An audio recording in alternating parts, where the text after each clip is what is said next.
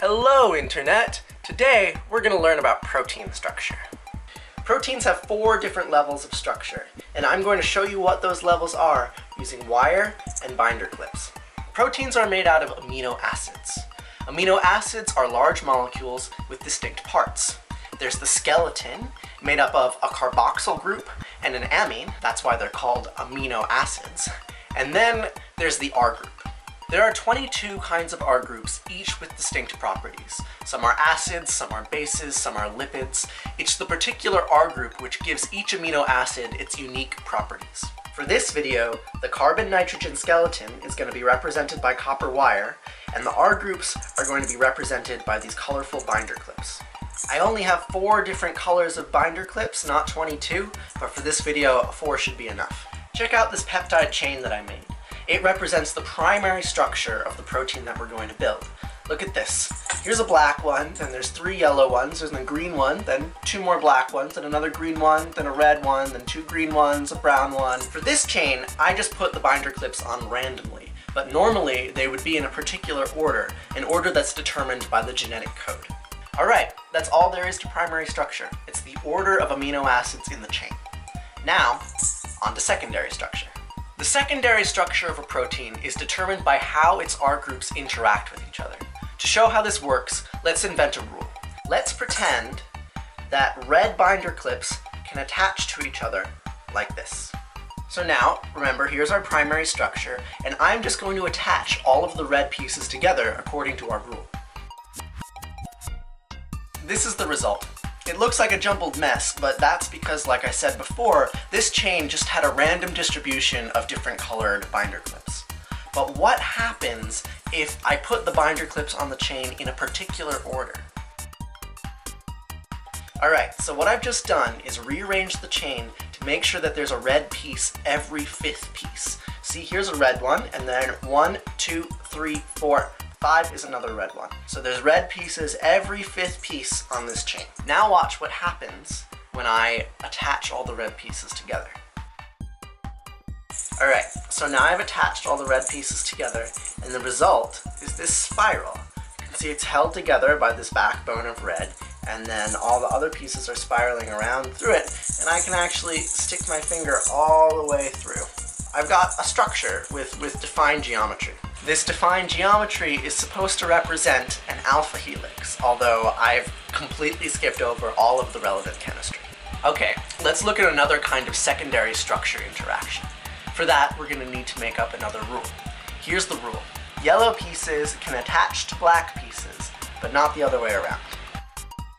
And here's another peptide chain that I made. I designed this one so that there would be a yellow or black piece every 4th position on the chain.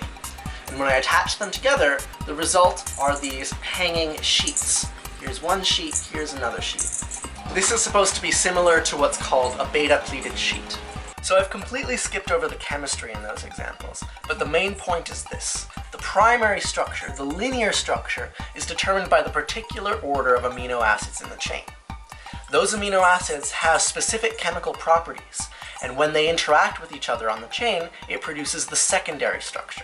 Secondary structures, like alpha helices or beta-pleated sheets, arise because the order of peptides allows the chain as a whole to react with itself in a particular way.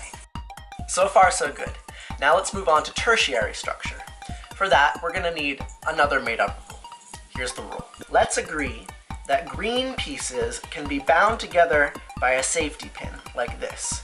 This is supposed to represent a disulfide bridge. Now let's return to this chain here. What happens when we attach some of the green pieces together with safety pins?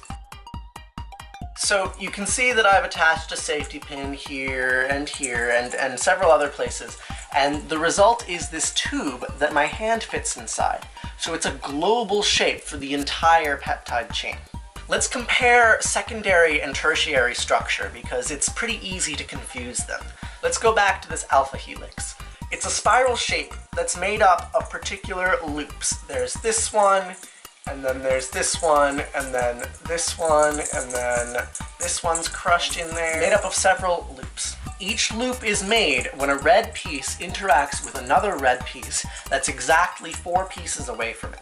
The result is a spiral structure, but it's a spiral structure that is made up of a bunch of local interactions between amino acids and other amino acids that are very close to them.